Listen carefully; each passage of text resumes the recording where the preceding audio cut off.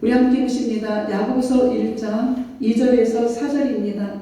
야고보서 1장 2절로 4절입니다. 내 형제들아, 너희가 여러 가지 시험을 당하거든 온전히 기쁘게 여기라.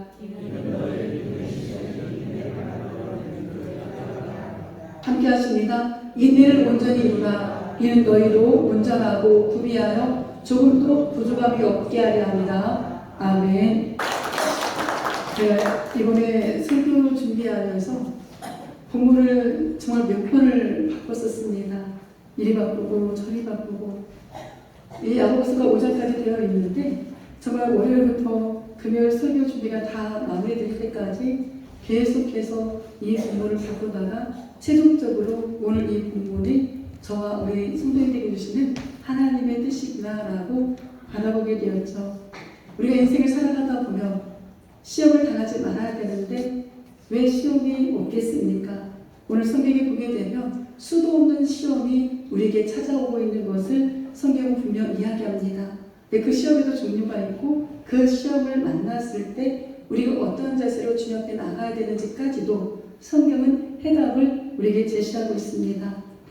어떤 분이 이런 글을 적어놨더라고요. 가까이 다가봐. 삶에 무게 없는 사람이 있나? 털어봐. 아프지 않은 사람이 있나? 건드려봐. 눈물 나지 않은 사람이 있나? 찾아봐. 힘들지 않은 사람이 있나? 꼭 잡아. 슬프지 않은 사람이 있나? 살펴봐. 고민 없는 사람이 있나? 물어봐. 사연 없는 사람이 있나?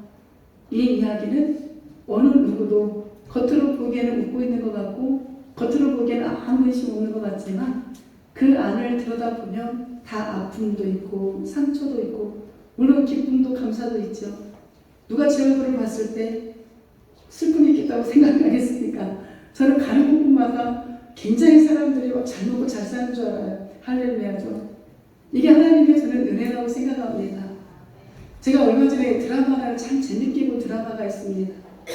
목사님 맨날 드라마는 그게 아니라 한번 무인도에 개발하는 이 드라마를 한번 볼수록 저는 추천해드리고 싶은데 이 드라마 내용이 어떤 내용이냐면 우리 오늘 성경 본문하고도 좀 연관이 된 것 같아서 소개해드리는데 가정폭력을 당한 10대 소녀가 아버지의 그 가정폭력을 피해서 도망치다가 바다에 빠지게 돼요. 아버지는 그 딸을 찾으려다가 죽게 되고 이 주인공은 무인도에 갇혀서 15년이라는 세월을 혼자 지내게 됩니다. 어느 날 너무나 힘이 들어서 이 10대 소녀가 감당해야 될 무게가 얼마나 큰 시험이겠어요. 그 가정폭력을 당한 아버지 밑에서 자라는 것도 시험이었을 텐데 그 아버지를 피해서 도망치다가 무인도라는 섬에 갇혔으니 이 주인공이 느끼는 그 삶의 무게, 슬픔이 너무나 컸을 겁니다. 그래서 자살을 하려고 높은 바위에 올라가서 뛰어내려요. 그런데 물속에 빠졌는데 눈을 이렇게 보니까 아이스박스 하나가 있는 겁니다. 그래서 저게 뭐지? 하고 그 아이스박스를 딱 열었더니 유통기한이 한참 지난 라면 하나가 들어있더래요. 낚시꾼이 아마 놓쳤겠죠. 그 유통기한이 한참 지난 라면을 먹으면서 이 주인공이 5분만 더 살자. 이 라면 먹을 동안만 살자고 다짐을 해요. 근데 먹고 나니까 행복한 겁니다. 그래, 5시간만 더 살아보자. 또 5시간 지나니까 이제 또 해야 될 일이 눈에 보이더래요. 그래서 5일만 더 살아보자. 견딘 것이 15년. 15년 뒤에 이 주인공을 찾으려고 한 그 친구에 의하여 발견이 됩니다. 우리 같으면 어떻게 될까요? 그 15년이라는 세월이 너무나 억울하고 너무나 힘들어서 세상 밖으로 나왔을 때 내 삶의 무게 때문에 누군가를 배려하기가 힘들었을 겁니다. 근데 이 주인공이 나중에 가수로서 성공을 하게 되는데 이 선배 가수가 이 주인공에게 마지막 드라마 끝날 때쯤에 그 말을 해요. 너 참 대단하다라고 이야기해요. 왜 대단하다라고 이야기할까? 라고 생각하니 이 주인공은 자신이 아닌 누군가 시험에 빠져있고 힘들어 있는 자기보다 훨씬 모든 여건이 좋은 그 사람을 먼저 세워주고 일으켜주는 긍정적인 말만이 아니라 행동으로 주변의 사람들을 다 행복하게 만들어줘요. 아, 우리 그리스도인이 이래야겠구나. 내 슬픔에 빠져있는 것이 아니라 내가 정말 누군가를 세워줄 수 있는 말로만이 아니라 행동까지도 옮겨져서 그 한 사람을 통하여서 주변이 다 행복해지고 회복이 되는 것처럼 결국에는 또 이 주인공이 최고의 가수로서 성공하면서 드라마가 끝나게 되거든요. 우리 인생이 그렇습니다. 지금 살아가는 동안에는 힘이 들 수 있고 지칠 수 있지만 누군가를 배려하고 누군가를 정말 섬기며 이 시험 가운데 살아가게 되면 우리에게 영원한 천국이 기다리잖아요. 천국 가기 전에 이미 하나님의 이 땅에서도 우리의 삶을 회복시켜 주십니다. 성경을 읽어보면 이게 하나님의 자녀들에게 약속한 모습인 거죠. 부럽죠? 한강에 그 멋있는 뷰가 보이는 아파트. 정말 이 소리 있는 아파트 하나 들어가려면 평생, 저는 이제 우리 성도님들 말고요. 저는 평생 만져봐도 못 만질 그 돈이 있어야 저 아파트에 들어가는데 과연 그 아파트에 사는 사람들 모두가 행복할까요? 아파트 호수만 다를 뿐 문 열고 들어가서 보면 삶의 무게 다 똑같아요. 얼마 전에 크게 뉴스 나오고 보셨죠? 대형 로펌의 변호사가 자신의 아내를 둔기로 때려서 살인을 저지르는 무엇이 부러울까? 무엇이 부족할까? 그의 아버지도 검사 출신이고 그 아버지가 몇 번이나 국회의원을 했던 그런 명문의 가정에서 무엇이 부족해서 자기 아내를 둔기로 쳐서 살해했을까? 겉으로만 보면 화려하지 안으로 들어가서 보게 되면 모두가 다 똑같다는 거죠. 그러므로 삶의 무대에 절대 시험 들지 마시고 오늘 나에게 맡겨진 이 상황을 행복하게 즐기며 살아갈 수 있는 저와 우리 성도 되시기를 간절히 소망합니다. 저는 시험이 있을까요? 없을까요? 있어요. 저도. 요즘에 제가 이건 누구 사람 때문에 시험 드는 게 아니라 저와의 싸움인 거예요. 제가 얼마 전에도 예배 때 말씀을 드렸던 기억이 납니다. 요즘에 제가 목회 한 12년을 하다 보니까 이제 이 설교에 딜레마가 빠지기 시작하는 거예요. 저의 스트레스를 푸는 것 중에 하나가 주일 설교를 다 마치고 나면 그렇게 행복했습니다. 근데 요즘은 설교 준비하는 게 그렇게 벅차고 또 설교 준비를 다 마무리를 하고 나면 과연 우리 성도님들이 이 말씀을 듣고 어떤 변화가 일어날까? 그러니까 제가 하는 게 아닌데 교만에서 나오는 거 있죠. 우리 성도님들에게 이게 허공에 들려지는 소리로만 들린다면 어떻게 할까? 이 설교를 듣고 저도 변화가 이루어져야 되고 우리 성도님들도 삶의 변화가 이루어져야 되는데 그냥 형식적으로 와서 듣고 그 시간 때우고 가는 그런 설교를 어떻게 할까? 이게 굉장히 저한테 요즘에 고민이거든요. 그런데 설교를 준비하려고 앉아있다 보면 수많은 저의 고민과 갈등들이 쏟아져 나옵니다. 그래서 이기는 게 뭐냐면 내가 그래서 더욱더 하나님 앞에 의지하고 더 말씀을 계속 보면서 묵상해야 되는 것이 내가 이 고민을 이길 수 있는 비결이겠구나 라는 생각합니다.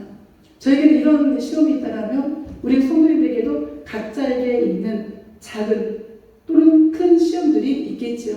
근데 염려하지 마세요. 하나님이 다 아시고 하나님께 맡기고 의지하고 나아가게 되면 어느새 그 모든 고민이 다 해결되어 있는 것을 우리는 바라보게 됩니다. 우리 고린도서 10장 13절에 보면 잘 아시는 말씀이죠. 사람이 감당한 시험밖에는 너희가 당할 것이 없대요. 그러니까 신실하신 하나님, 오직 하나님 믿부사, 이 믿부사라는 뜻이 신실하다는 뜻이거든요. 그 신실하신 하나님이 우리가 감당하지 못할 시험 당함을 허락하지 않았는데, 즉 시험 당할 즈음에 또한 피할 길을 내사 우리로 능히 감당하게 하시는 분이 나의 아버지십니다. 그러니 이 시험 앞에 두려워하지 마시고 담대하게 나아갈 수 있기를 소망합니다. 오늘 도대체 시험이 뭘까? 성경에서 통한 이 시험에 관해 우리는 잘 알아야 돼요. 그래야 모든 시험 앞에 오히려 감사와 기쁨으로 이겨낼 수 있는 힘이 있습니다. 내가 하는 것이 아니라 나의 주인이신 예수님께서 우리를 그렇게 도와주시지요. 우리 야고보서 많이 보셨잖아요. 설교를 통해서도 많이 보셨고, 야고보서는 동전의 양면입니다.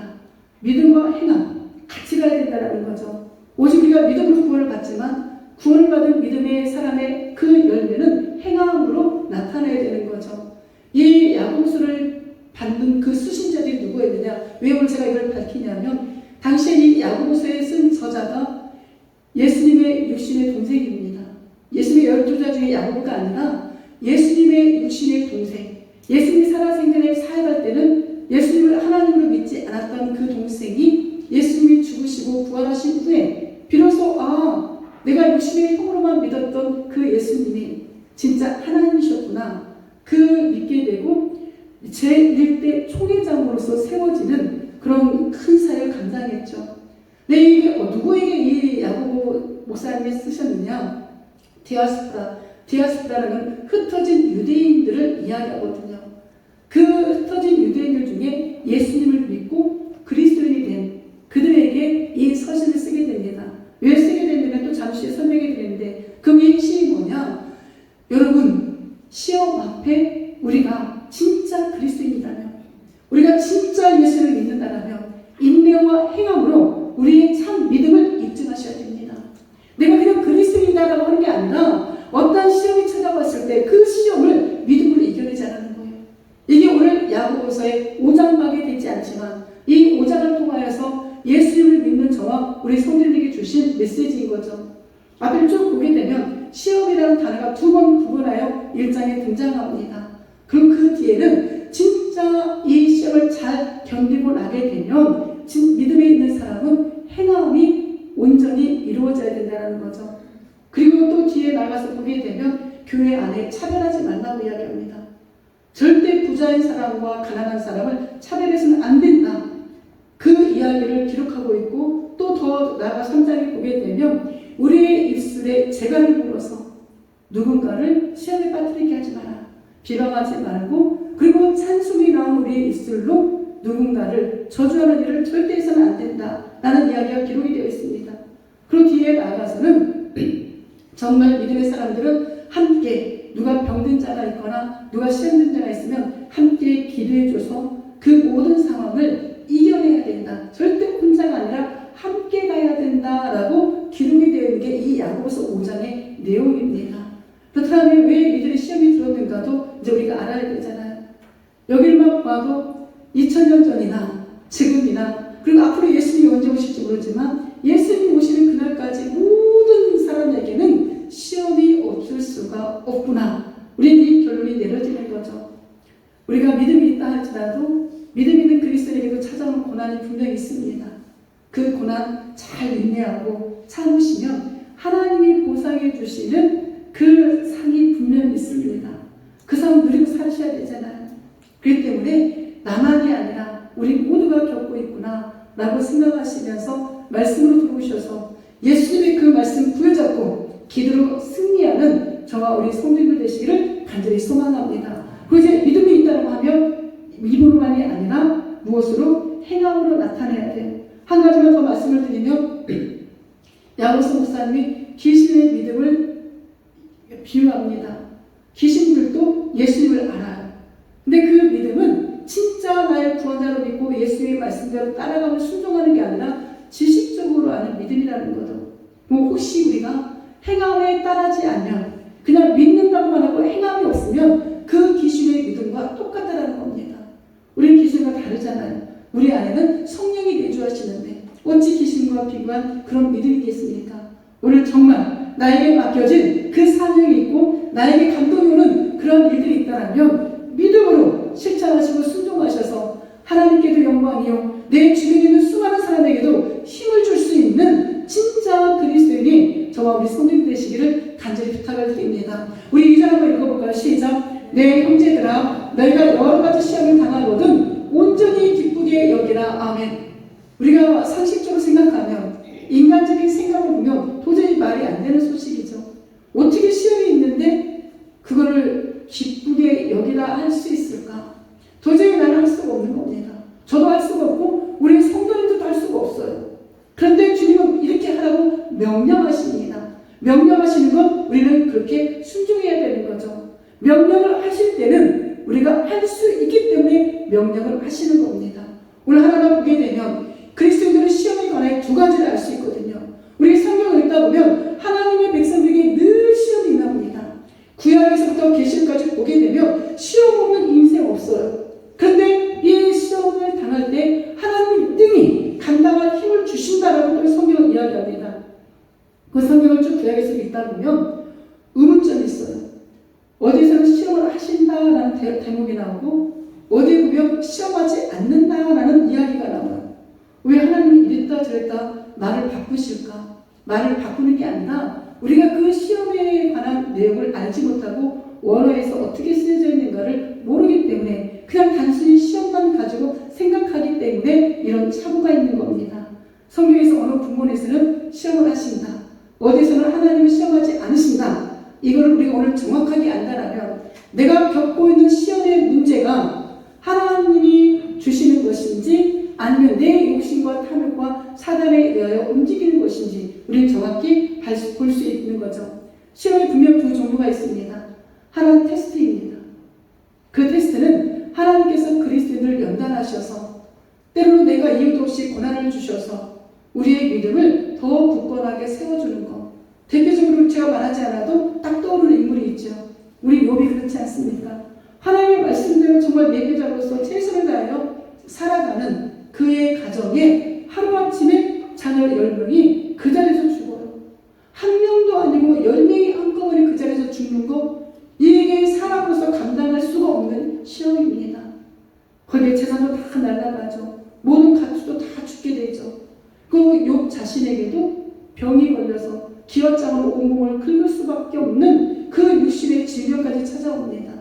인간이 당할 수 있는 최고의 지옥과 같은 고통을 당하는 겁니다. 그런데 그 욥은 내가 정금같이 나아오리라라고 고백해요.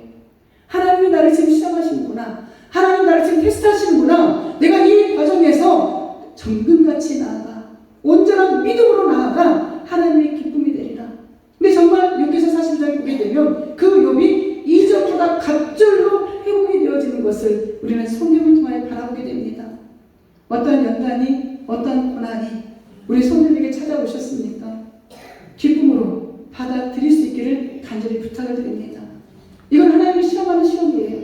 그런데 하나님이 시험하지 않는 게 있습니다. 템테이션이라는 단어인데 유혹입니다.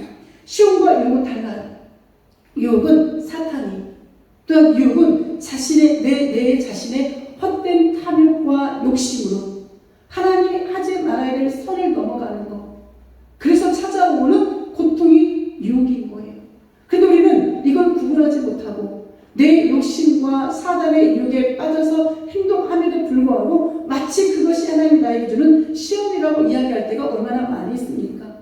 오늘 이 시험의 종류 테스트와 이 유혹을 잘 분별하셔서 내 욕심 때문에 지금 겪고 있는 고통인지 아니면 정말 하나님이 나의 믿음을 굳건하게 세워주시려고 주시는 연단인지 구분하신다면 우리는 기뻐할 수 있을까요? 슬퍼할까요? 기뻐할 수 있는 거죠. 만약에 하나님 주신 연단이라면 내 믿음의 수준을 하나님 인정하셨구나. 그래서 기쁜 것이고 만약에 유혹 때문에 내가 어떤 시험에 걸렸다면 영적인 분별력을 주셔서 이 유혹을 이길 수 있도록 도와주시니 얼마나 감사한가. 그래서 오늘 성경은 어떤 시험을 당하거든 온전히 기쁘게 여기라고 말씀하시는 거죠. 그럼 왜 이 야고보 목사님이 이 글을 쓸까? 왜 디아스포라의 그 그리스도인들에게 이 이야기를 쓰냐? 당시 배경을 아셔야 됩니다. 우리 수도없이 설교를 통해서 들으셨기 때문에 잘 아시겠지만 2000년 전 초대교회 때 예수님을 믿는다는 이유만으로 복음을 믿는다는 이유만으로 그리스도인이라는 이유만으로 얼마나 박해가 심했는지 모릅니다. 그리고 그들의 삶은 추방되어서 다 흩어져야 돼요. 우리가 잘 아는 브리스길라와 아굴라 부부 잘 아시잖아요. 로마에 살고 있었는데 예수를 믿는다는 것 이유 때문에 추방되어서 고린도라는 지역으로 쫓겨나고 거기에서 바울 목사님을 만나게 되는 장면을 우리는 사도행전을 통하여 여러 번 들었기 때문에 잘 아십니다. 이처럼 흩어진 그 성도들의 삶은 시련, 고통, 고난 그 자체였던 거죠. 때론 차라리 천국에 가는 것이 좋지 않을까 싶을 정도의 이 삶에 찾아오는 이 시련과 박해가 굉장히 심했다는 거죠. 그럼에도 불구하고 이 초대교회의 성도들을 보게 되면 내가 있는 그곳에서 최선을 다해 복음을 전합니다. 나에게 맡겨진 그 사명의 자리를 외면하지 않습니다. 오늘날 우리 그리스도인들이 그렇게 살아셔야 돼요. 나에게 육신적인 어떠한 시련이 와도 내 삶의 자리가 때로는 무너지는 것 같은 아픔이 있어도 그곳에서도 하나님은 살아계시고 하나님은 나를 위해 일하십니다. 그 주님은 나를 생각하시고 그 주님은 나를 기억하고 계십니다. 그렇기 때문에 그거에 우리가 쫄지 마시고 뒤돌아서 시험 들지 마시고 당당하게 맞서 싸우셔야 돼요. 그래야 하나님의 영광이 나를 통해 나타나지 않겠습니까? 우리도 그렇게 살아가면 안 될까요? 어떠한 상황 앞에서 그냥 웃을 수 있고 어떠한 상황을 능히 이길 수 있는 그 힘을 하나님이 우리에게 주셨습니다. 근데 우리가 그 힘을 발휘하지 못하고 살고 있는 거죠. 오늘 이 말씀을 통하여 저도 마찬가지고 우리 성도님도 마찬가지고 다시 새 힘을 얻어서 나에게 맡겨진 그 자리에서 최고의 그리스도인답게 살아내시기를 주의 이름으로 축복합니다. 외부에 그 박해가 있었어요. 두 종류의 박해가 있었는데 이 외부의 박해는 아까도 말씀드린 것처럼 유대교인들, 아직 예수님을 구원자로 믿지 않은 그 유대교인들이 심하게 박해하는 겁니다. 오직 하루에 저 이단 예수를 믿어 그리고 그들을 쫓겨내고 강물에서도 출교를 시켜버리고 로마 제국에서도 온갖 핍박이 다가오니 이들이 견딜 수 있는 힘이 정말 점점 작아지는 거죠. 다 순교를 시키고 말씀을 몇 번 드려서 잘 아시겠지만 정말 사람들을 그 원형 극장에 다 몰아넣고 며칠 동안 굶주린 사자들을 더 풀어놔서 사자의 밥이 되게 하고 살아있는 채로 사람들을 화형시키고 찔러서 죽이고 물고기 밥이 되게 하고 이런 박해가 있음에도 불구하고 그 예수 그리스도를 믿는 신앙의 자리를 떠나지 않았던 겁니다. 이 외적으로는 이 큰 시험이 있었는데 그래도 이건 견딜 수가 있는데 내부적으로도 시험이 오는 거예요. 더 쉽게 이야기하면 교회 안에 시험이 시작하는 겁니다. 교회 밖의 시험은 어떻게든 이길 수 있었는데 함께 똘똘 뭉쳐서 연합해서 이길 수가 있었는데 이런 사단이 가만두질 않는 겁니다. 교회 안에 시험이 와요. 어떤 시험이 옵니까? 서로가 서로를 믿지 못하게 만들어 놓고 그래서 오늘 성경을 좀 읽어보면 서로 비방하지 말고 입에 재갈을 물라고 야고보서 3장에 쭉 그런 내용이 있는 이유가 이거거든요. 상대방을 판단하는 겁니다. 내 뜻대로 판단을 해버려요. 그리고 이 장에도 보게 되면 알겠지만 가난한 자들을 무시해요. 좀 돈 있는 사람들은 막 대우해주고 돈이 없는 사람들은 차별하는 게 그 교회 안에서 일어나기 시작합니다. 그러다 보니까 점점 교회가 세속화가 되고 세상의 것들을 물들여지게 되고 그러다 보니 다툼이 있고 분쟁이 있고 물질에 욕심들을 내기 시작하는 거예요. 그러니까 교회가 점점 무너지기 시작하는 겁니다. 교회 안에서부터 이걸 우리가 물리쳐야 교회 안에서부터 하나가 돼야 교회 안에서부터 연합이 돼야 우리는 밖의 외부 세력과 싸울 수 있는 힘이 있는 겁니다. 그래서 서로 기도하라고 하잖아요. 마지막 5장은 서로 기도하라는 겁니다. 육신의 질병을 위해서도 기도하고 우리의 신앙을 위해서도 함께 기도하시면서 이 시험을 나 혼자 이길 수 없으니 함께 기도하면서 함께 연합하면서 나가야 되는 거예요. 그래서 이 마지막 시대에 교회들이 연합해야 됩니다. 정말 이 작은 저는 지금도 주장하고 있고 지금도 기도하고 있는 제목 중에 하나가 이 작은 교회들이 숫자적으로 이야기하는 건 믿음이 작다는 게 아닙니다. 숫자적으로 작은 교회들이 연합해서 합병해야 돼요. 그래서 힘을 키우고 함께 이 믿음의 자리에서 나아가 주의 사명을 무엇이게 감당해야 됩니다. 함께 목사님들이 하나가 되어야 되고 연합해서 이 교회를 세워나가지 않으면 20년, 30년 뒤에 우리 교회의 미래의 모습이 보이거든요. 신앙생활하기가 점점 힘들어집니다. 정말 힘들어질 겁니다. 교회에 나오는 젊은 세대들이 점점 떠나가게 됩니다. 이런 상황에서 안일하게 지금 내 신앙만 지키고 있을 때가 아닌 거예요. 함께 연합하고 함께 힘을 모으고 함께 손을 잡고 이 교회를 세워갈 수 있도록 우리가 깨어 기도해야 됩니다. 그리고 우리 조용학교회가 그런 일에 쓰임받을 수 있도록 나가셔야 되는데 누구부터? 나부터 그렇게 시작해야 되는 거예요. 나부터 이 가치관이 바뀌어져야만이 우리 교회에 찾아오는 여러 가지 시험 가운데서 하나님의 말씀대로 살아갈 수가 있는 거죠. 우리 아담이 죄를 범한 그 이후로부터 이 땅에 죄가 들어왔잖아요. 죄가 들어온 이 땅은 과거나 현재나 미래나 예수님 오실 때까지 다 똑같아요. 다른 게 하나도 없습니다. 내가 다른 사람과 맞다? 천만의 말씀이요. 다 우리는 냄새나는 사람입니다. 쓰러질 수밖에 없는 연약한 존재들입니다. 그렇기 때문에 이 시험이 계속 찾아올 수밖에 없다는 거죠. 그럼 이 시험을 어떻게 이겨내야 될 건가? 오늘 성경을 통하여 다시 한번 우리가 바라보기를 소망합니다. 시험 앞에 있는 성도의 자세가 어때야 되냐? 오늘 본문은 분명히 이야기하죠. 내 형제들아, 너희가 여러 가지 시험을 이라고 이야기해요. 아니, 한 가지만도 아니고 여러 가지래요. 우리 다 겪어봐서 아시잖아요. 여기까지 살아오는 동안 한 가지 시험만 있었습니까? 한때는 물질의 시험이 있다라면, 한때는 부부간의 시험이 있고, 자녀 때문에 시험이 있고, 관계 때문에 시험이 있고, 직장의 문제 때문에 시험이 있고, 사업 때문에 시험이 있고, 하나가 끝나고 나면 또 하나가 나에게 찾아오고, 그 산을 넘고 나면 또 다른 산이 나에게 찾아오고, 왜 도대체 나에게 이런 일들이 있을까? 우리는 늘 묻고 물으면서 여기까지 왔잖아요. 그런데 앞으로 주님 나라에 가는 그날까지 우리는 여러 가지 시험이 우리에게 찾아올 수밖에 없습니다. 세상의 구조가 제가 들어온 이상 그렇게 될 수밖에 없는 구조인 것을 우리는 알아야 되죠. 그러므로 삶의 모든 영역에서 온갖 내가 생각하지 않은 유혹적인 시험과 유혹이 찾아와도 우리는 이제 당당해질 수 있는 이유가 이 말씀을 보았기 때문에. 성경은 뭐라고 이야기합니까? 시험을 당하거든이라고 이야기해요. 그 당하거든 뜻이 뭐냐? 뭐뭐에 에워싸워 있다는 거예요. 내가 꼼짝달싹 할 수 없게 그런 무언 밧줄 같은 것이 나를 꽁꽁 싸매있다는 거예요. 우리가 그 시험 앞에 이런 고통, 이런 두려움, 이런 답답함을 느낄 때가 얼마나 많이 있습니까? 아무리 들려고 팔을 휘저어도 그 문제를 해결하지 못해서 울고 하나님 앞에 매달릴 때가 얼마나 많이 있었습니까? 그렇게 한다는 것도 감사한 일이잖아요. 근데 하나님 앞에 매달리는 게 아니라 세상 밖으로 가서 그 문제를 해결하려고 할 때가 얼마나 많이 있었냐는 얘기예요. 다 우리가 살아가다가 그 에워싸인 듯한 그 고통이 분명 있다 할지라도 성경은 분명 이야기합니다. 온전히 뜻이 무엇이냐? 전적으로 온 마음 다해 그 시험을 어떻게 전적으로 온 마음 다해 기쁘게 여길 수가 있습니까? 그렇게 하실 수 있겠어요?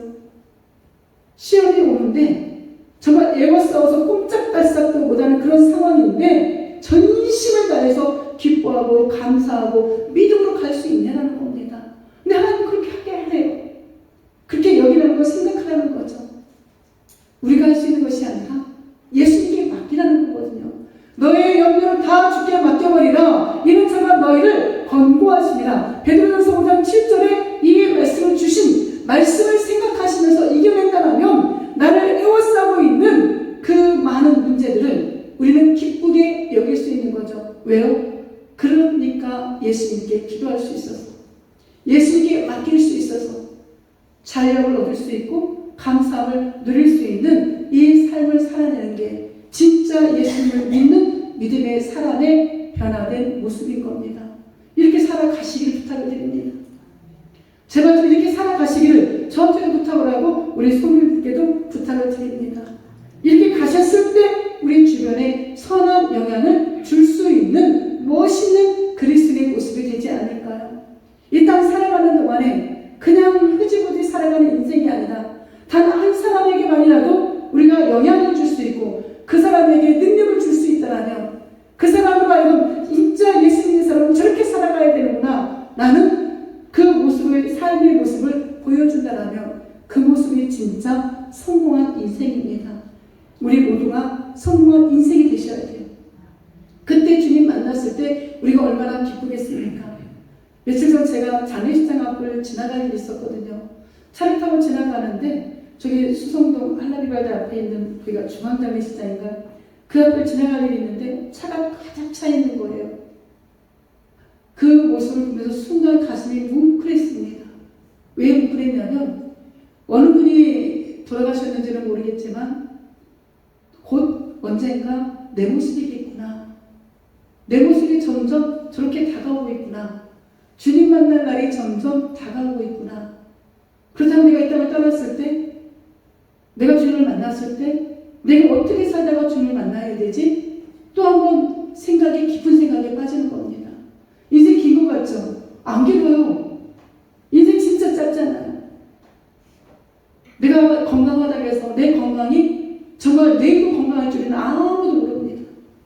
근데 오늘 하루에 주어진 삶에 시험 들고 좌절하고 낙심하고 슬퍼한 그 시간에 오히려 더 하나님의 말씀 가운데 내가 해야 될 일이 무엇일까 찾아가야 되는 거죠. 죄송합니다. 드라마 얘기를 또 해서 아까 그 주인공이 그런 이야기를 해요. 슬프고 힘든 그 시간에 오히려 노래 연습을 더 한대요. 왜? 자기에게 꿈이 있으니까. 우리에게도 꿈이 있잖아요. 우리에게도 소망이 있잖아요. 우리가 언젠가 천국에 가는 그 소망이 있잖아요. 그날까지 우리에게 맡겨진 그 일을 좌절하고 실망할 그 시간에 다시 한번 일어서서 하나님, 내가 오늘 어떤 삶을 살아가야 되겠습니까? 나에게 맡겨진 이 삶을 어떻게 감당해야 되겠습니까? 한 가지라도 실천하며 살아간다면 그게 멋있는 인생인 거예요. 다른 사람과 비교할 것도 없습니다. 나에게 맡겨진 일에만 최선을 다하시는 거죠. 우리 3절과 4절 한번 읽어볼까요? 이는 너희의 믿음의 시련이 인내를 만들어낸 줄 너희가 아니라 인내를 온전히 이루라. 이는 너희를 온전하고 구비하여 조금도 부족함이 없게 하려 아니라. 아멘. 시험을 기쁘게 생각해야 될 이유가 뭐냐? 믿음의 시련이래요. 아니, 시련이면 시련이지 무슨 믿음의 시련일까? 우리 베드로 목사님도 이런 말씀하십니다. 너희의 믿음의 확실함은 불로 연단하여도 없어질 금보다 더 귀하여 예수 그리스도께서 나타나실 때 칭찬과 영광과 존귀를 얻게 할 것이다. 아멘. 베드로 목사님도 야고보 목사님처럼 이 믿음, 시련, 믿음이 똑같은 단어거든요. 그 믿음 앞에, 시련 앞에 믿음이라는 단어를 사용하고 있습니다. 이게 은혜인 거예요. 우리가 어떤 시련을 당해도 우리에게는 무엇이 있습니까? 주님이 주신 믿음이 있는 거예요. 주님을 바라볼 수 있는 힘이 있는 겁니다. 주님을 의지할 수 있는 소망이 있는 겁니다. 이게 진짜 믿음의 사람인 거죠. 그렇게 믿음으로 그 시련을 바라보게 되면 우리 안에 하나님이 주시는 그 선물이 있는데 그게 인내래요. 인내는 뭐냐면 확고부동하다, 불변하다. 이 시련 가운데 계속 한 걸음 한 걸음 걸어가다 보면, 참고 나가다 보면 어떤 상황이 찾아와도, 어떤 비바람이 몰아와도 우리의 믿음이 확고부동해서 변하지가 않는다는 겁니다. 오늘 이 자리에 계신 우리 성도님들은 이 정도 수준까지 다 올라오셨잖아요. 그 믿음의 본바탕이 흔들리지가 않잖아요. 왜요? 시험을 통해서 서서히 우리의 믿음이 자랐기 때문에. 한꺼번에 왔을 때는 정말 교회를 떠나시는 분들도 많잖아요. 아, 내가 이런 교회를 왜 다녀? 이런 분들도 굉장히 많이 있고, 성경에도 보면 실제로 대마가 세상을 사랑하여서 그 선교사의 자리에서 떠나 세상으로 간 그 인물을 성경은 소개하고 있잖아요. 그런데 이 믿음의 자리에서 견디고 주님 바라보며 가다 보면 내 믿음의 인내가 확고부동한 자리까지 가게 된다는 겁니다. 이게 얼마나 큰 은혜인지요. 그리고 더 나아가 온전하고 구비라는 게 갖춰진다는 거잖아요. 완벽하게 성숙한 인격체로 우리를 세워주신대요. 하나님이 인정할 수 있는 그 믿음의 사람으로 우리를 만들어 가신대요. 얼마나 감사합니까?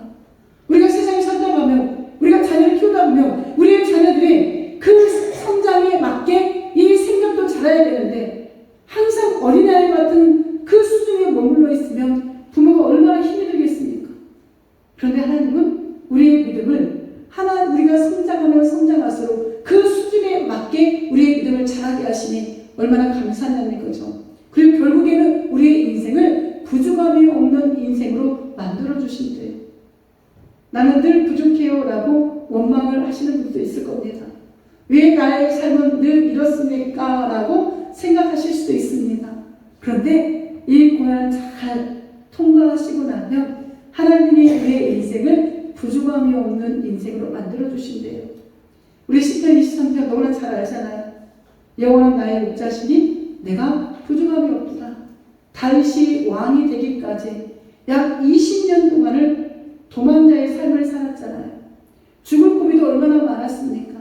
근데 그가 그 시련과 고통을 잘 인내하고 참고 주님만 바라보고 가니까 결국에는 내 인생에 하나님이 목자가 되어주셔서 부족함이 없다라고, 내 자리에 넘친다라고 그렇게 고백하지 않습니까? 우리 나가야 되지 않을까요? 내 자리에 넘칩니다. 이런 고백. 나는 부족함이 없습니다. 이런 믿음의 고백. 이런 고백을 사모하셔야죠. 그렇게 살아가는 게 한순간에 이루어지는 게 아니라는 거예요. 하나님 우리를 연단시키고 또 연단시키셔서 이 말씀을 우리를 세워주셔서 정말 부족함이 없는 인생까지 우리를 이끌고 가실 터인데 그 주님 오늘도 믿음으로 고백하셔서 이 시간 이후로 우리의 입술로 원망하지 마시고 우리의 입술로 내 자신을 자책하지 마시고 오히려 그런 시간에 찬송하시고 말씀 보시면서 더 영적인 힘을 키워나갈 수 있는 저와 우리 성도님들이 되셔야 됩니다. 그럴 때 하나님의 기쁨에 되는 삶이 되는 거죠. 고난의 시험을 당하는 그 시험이 힘겨울 수 있죠. 그러나 우리가 또 다시 한번 말씀을 드리면 믿음으로 잘 인내하신다라면 그리스도인에게 그 결과는 큰 유익이라는 겁니다. 하나님 절대 우리를 외면하지 않아요. 심지어 하나님 앞에 작정하고 속이는 자까지도 하나님은 그 사명을 이루시기 위해서 이방 사람의 물건을 이방 사람의 금은보화를 가져다가 채워주신 분이 하나님이시다니까요. 그럼 또 한편 이렇게 생각하면 그래? 나도 한번 속이고 살아보고 그게 아닙니다. 절대 그런 얘기가 아니라 하나님은 하나님의 백성을 어떻게 하시든지 끝까지 지켜주신다는 약속의 말씀인 거예요. 아브라함이 하나님을 또한 그 주변의 사람을 작정하고 2번이나 속이는 장면이 등장합니다. 창세기 12장 말미에도 등장하고요. 창세기 20장에도 2번이나 작정하고 속여요. 자기 부인을 누이라고. 그런데 하나님은 그 작정하고 속이는 아브라함의 편을 들어주셔서 하나님의 그 구속의 역사를 이어가시는 전능자이시다니까요. 하물며 하나님의 말씀대로 살아가는 우리를 왜 하나님이 외면하시겠습니까? 절대 시험 없는 인생 없습니다. 그러므로 우리가 이 고난의 시험이 없이는 그리스도인에게 참된 영적 기쁨을 맛볼 수가 없으니 하나님이 우리에게 이런 것들을 허락하시는 겁니다. 그러니 어떠한 상황에서도 이제부터는 기뻐하시고 감사하시고 오히려 찬양하시고 오히려 하나님께 영광을 올려드리는 그런 복된 믿음의 사람이 저와 우리 성도들 되시기를 다시 한번 주님의 이름으로 부탁을 드립니다. 그래서 성경은 이렇게 이야기하는 거예요. 성경의 말씀 쭉 다 읽어보면 우리가 계속 이 말씀만 암송할 것이 아니라 항상 기뻐하자, 쉬지 말고 기도하자, 범사에 감사하자. 제가 이 말씀을 다 설명해 드리지 않아도 항상 쉬지 말고 범사에라는 의미가 어떤 의미인지 아시잖아요. 나에게 시험이 찾아오거나 오히려 기뻐하십시오. 오히려 웃으시고 나는 행복한 사람입니다 라고 고백하세요. 그리고 기도하세요. 하나님 이 시험 잘 이길 수 있도록 나를 지켜달라고. 그래 결국에 내 인생이 부족함이 없는 인생이었다는 것을 많은 사람들 앞에서 나타낼 수 있도록. 그래서 나는 오늘 오히려 이 시험 앞에서도 감사의 고백을 올려드립니다.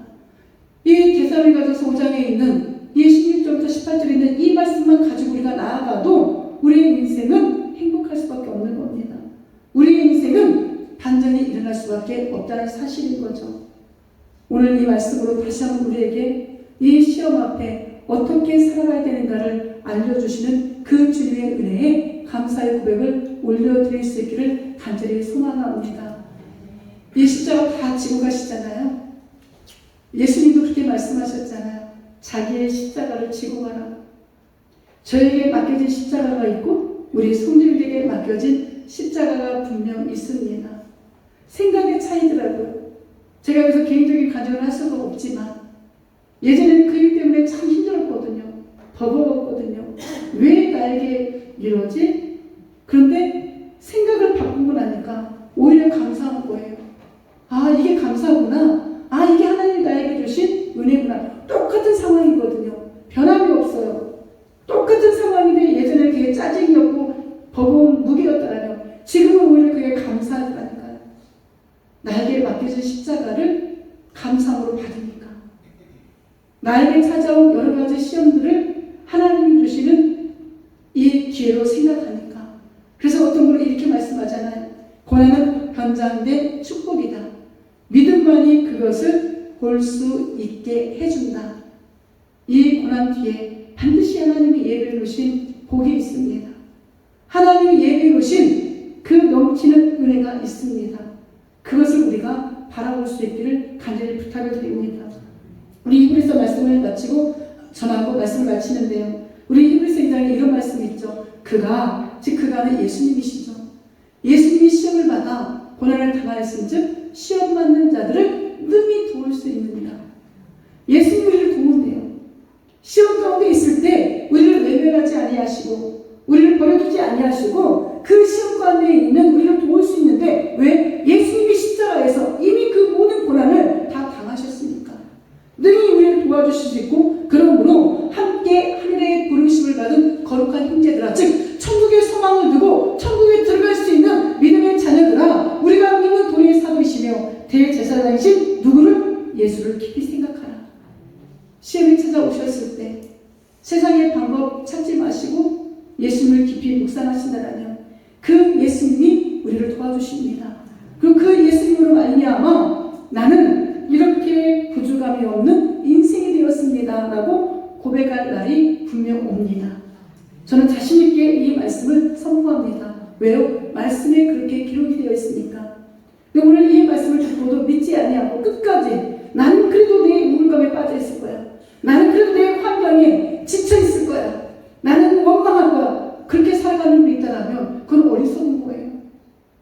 순간 그런 마음이 올 수도 있겠으나 아니지, 이 상황을 허락하신 하나님의 뜻이 있지, 하나님이 분명 이 상황에서 더 나은 곳으로 우리를 인도하시겠지, 이렇게 소망과 희망을 바라보고 살아가시는 분은 그 말대로 될 겁니다. 그렇게 살아가셔야 돼요. 그래서 우리 모두가 다 하나님 앞에 웃으며 행복한 신앙이 되시기를 주님의 이름으로 축복합니다. 아멘. 이제는 우리 주 예수 그리스도의 은혜와 하나님 아버지의 영원 무거하신 사랑과 성령 하나님의 인도, 교통, 보호, 역사하시니 어떠한 시험을 당하여도 이제는 온전히 기쁘게 여기겠노라고 결단하는 사랑하는 저밖에 모든 성도인의 그 신앙의 고백 위에 이제부터 영원토록 함께 있을지어다. 아멘.